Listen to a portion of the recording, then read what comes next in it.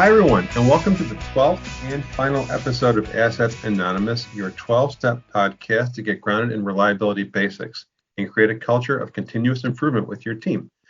I'm your host, Tom Welk, the Chief Editor of Plant Services, and I am pleased once again to be joined with George Williams and Joe Anderson of ReliabilityX, which aims to bridge the gap between operations and maintenance through holistic reliability focused on plant performance.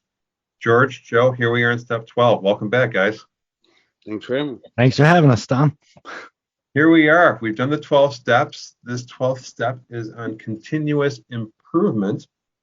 And we talked a little bit before we started recording about what this really means. Maybe we can start with the idea that over this series, we've gone through steps to develop and implement stronger maintenance reliability practices, and that now that the effectiveness is in place, doesn't mean you're going to be guaranteed to be efficient going forward. So let's start there, sort of unpack what that means. How do you focus on the efficiency end of it? Well, if you've done the first 11 right, Thomas, you don't need step 12. I'm just kidding. All right, we're done. We're out. So effectiveness by definition is doing the right things. Okay, just so that it's understood. Effectiveness is doing the right things. So we've talked about all those foundational elements that you need in order to have the right things. Efficiency is just improving upon current practices and driving out more waste, okay, making them better. The thing is I can be doing the wrong things and still make it more efficient, right? A good example is if I have a 55-gallon barrel of oil and I dump it down the drain, okay, if I want to make that process more efficient, I might use a funnel so that all of the oil gets dumped down the drain, right? I've made that process more efficient. That doesn't make it right, right? And so understanding what the right things are and having those in place, that's where you begin. But now how can we make those processes more efficient?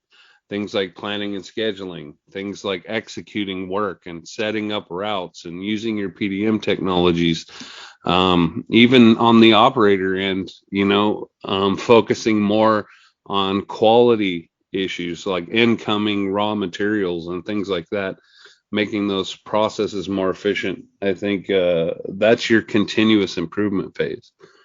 And continuous improvement focuses on efficiency. So in the earlier steps, we talked about things like operator inspections and things like that. So previously we weren't doing anything, right? We try to reduce the changeover time by saying do it faster. And so what that leads to is skip steps. In the effectiveness approach, we're saying, okay, you need to inspect this part of the machine to make sure it's going to operate well, make sure the settings and gaps are right. In the continuous improvement phase, we're trying to see how we can do the right things more efficiently. And so we create a jig for the person to do the setup and make sure that, yes, they no longer have to take a measurement. They put this piece in place, slide something over, tighten it. It's going to be perfect because the jig is perfect. And so we've made their ability to do it faster and create it more efficiency, which can in turn reduce the changeover time, but it didn't change the effectiveness of the changeover.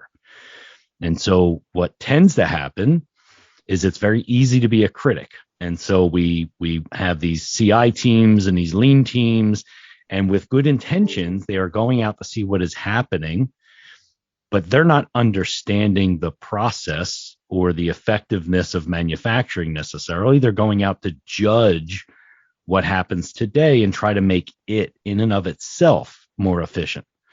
And it could still be the wrong things. And so in the process we're at today, we're talking about you've done the effectiveness pieces first, and now we're looking to see how we can make those more effective and more efficient locally right at the line, right? Like having all of your materials readily available, not waiting until you need them to go get them, right?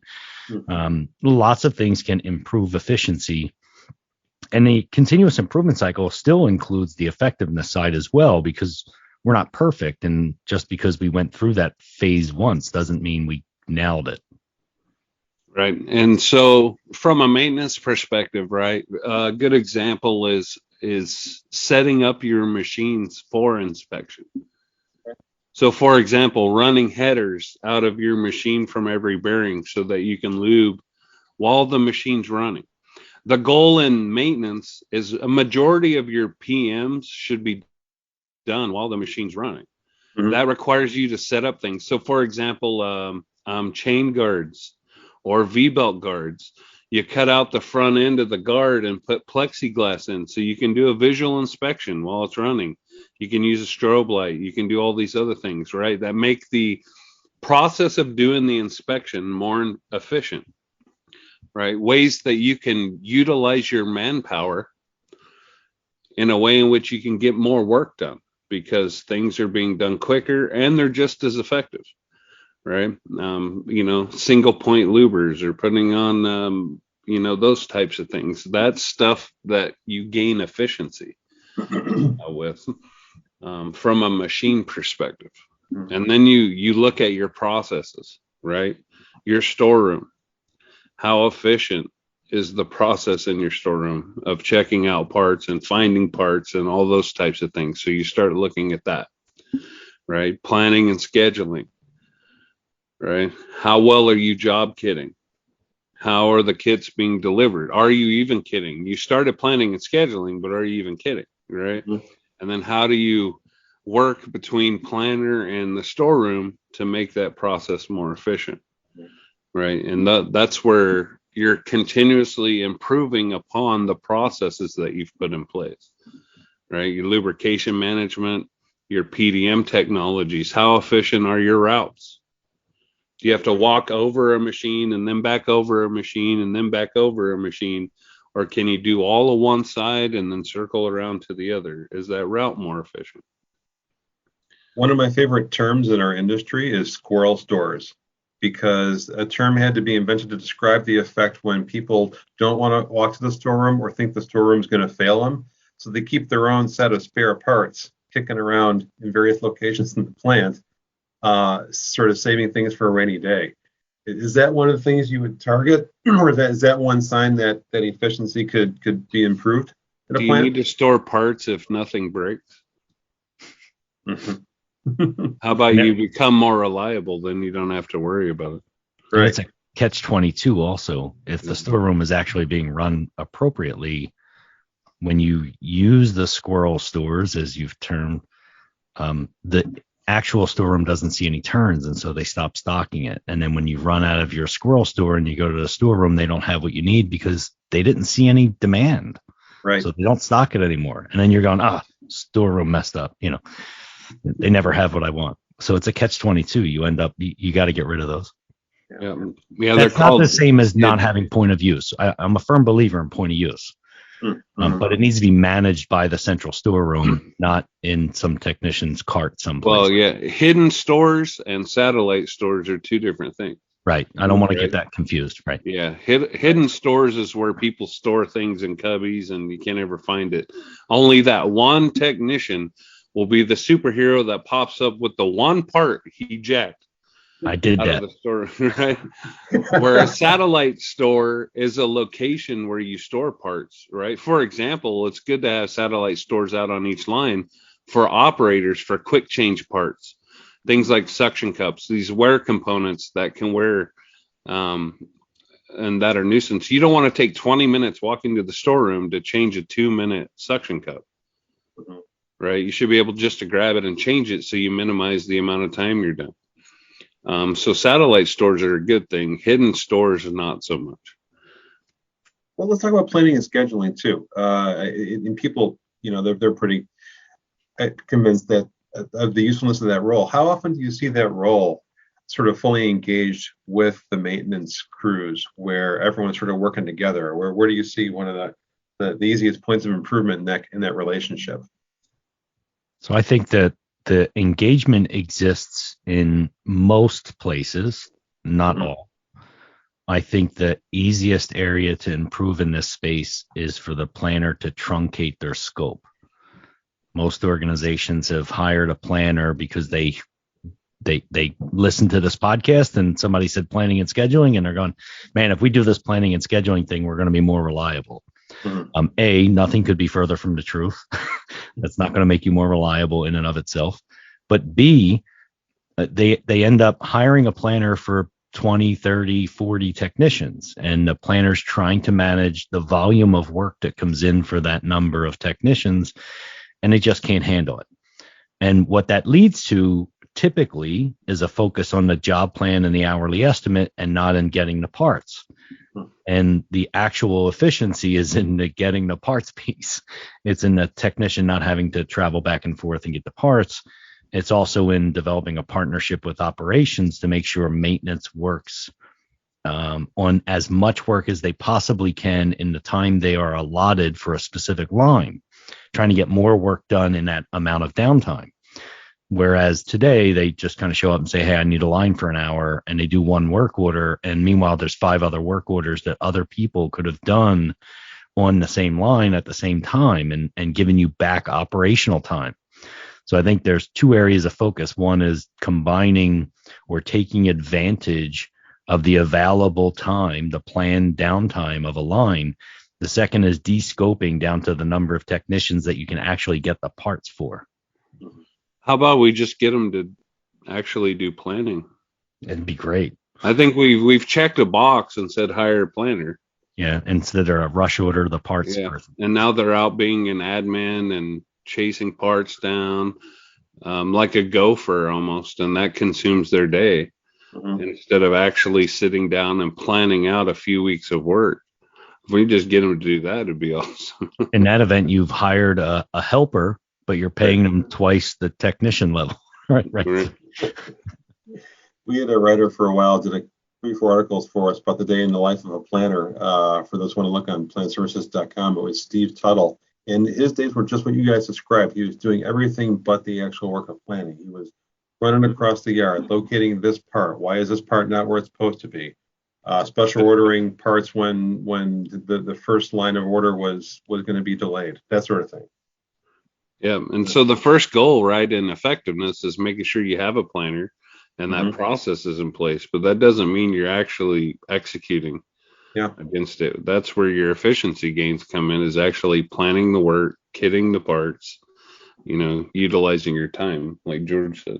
The planner is much like the line. If you believe changeover is a waste of time, and so all you try to do is make it faster, you're not going to be very successful at operating. If you think the planner's role is to run around and chase emergency parts, you're never going to get the benefits of planning because they cannot afford to spend the time to do it. Yeah. Well, let me ask a question about defect elimination, because sometimes it feels like people think that once you put all these steps in place, you're effective and you start to get more efficient, that defects will be eliminated. That's the end of the story. And as we talked before the podcast began, that's not really the case. Continuous improvement, part of it is to be ready for when defects do occur. Pure and simple. Defects occur nonstop. I mean, why do we use PDM technologies?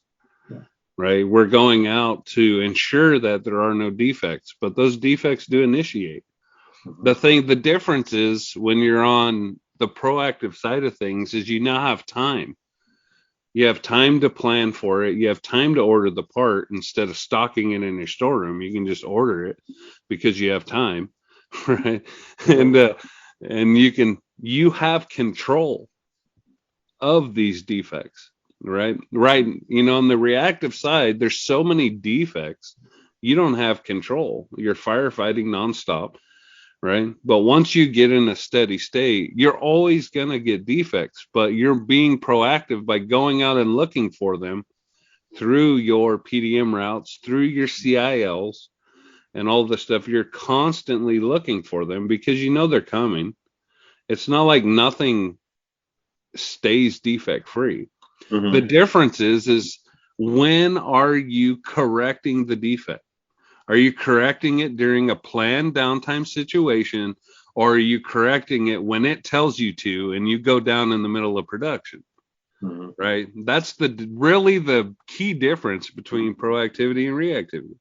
That's so this entire podcast series being titled Assets Anonymous, the entire, Joe just put it perfectly.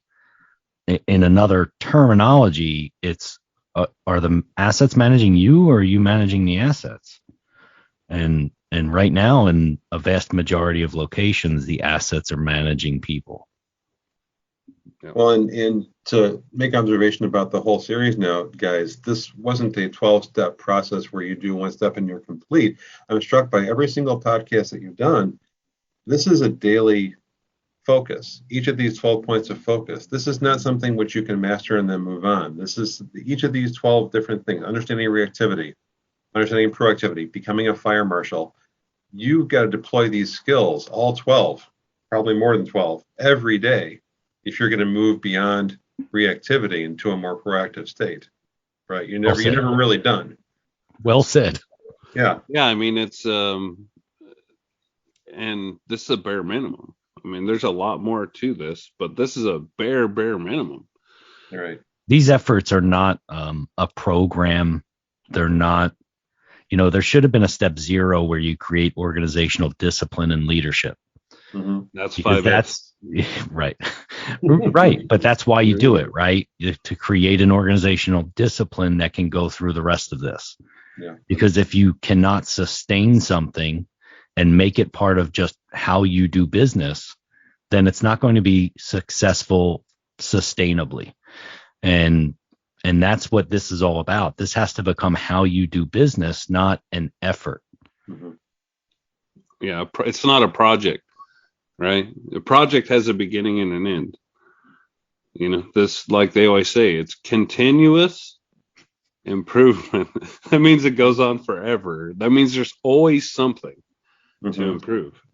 It's nonstop. It's not like, the days do get easier and you gain more control, but you can't just let it go and it goes. It just doesn't work. You're constantly doing things continuously, right? Yeah. That reminds me, at meal times, my wife normally prepares the meals. I normally clean up afterwards. And just because we did it one, it doesn't mean tomorrow's not going to involve the same exact skills. It's an everyday thing. Otherwise, the dishes pile up and it's going to be a catastrophe. It'd be great if, the food would cook itself and the dishes would put itself away, but not quite there yet. Almost. Yeah. Though. It's almost Jetsons time. Yeah. You don't even have a job at home anymore. Come on, Elon. Should be there already. Wow. Well, guys, I want to thank you for taking all the time to develop these 12 podcasts. So thanks one more time for being with us. And we appreciate this. Yeah, this was a lot of fun. Thank you for having us.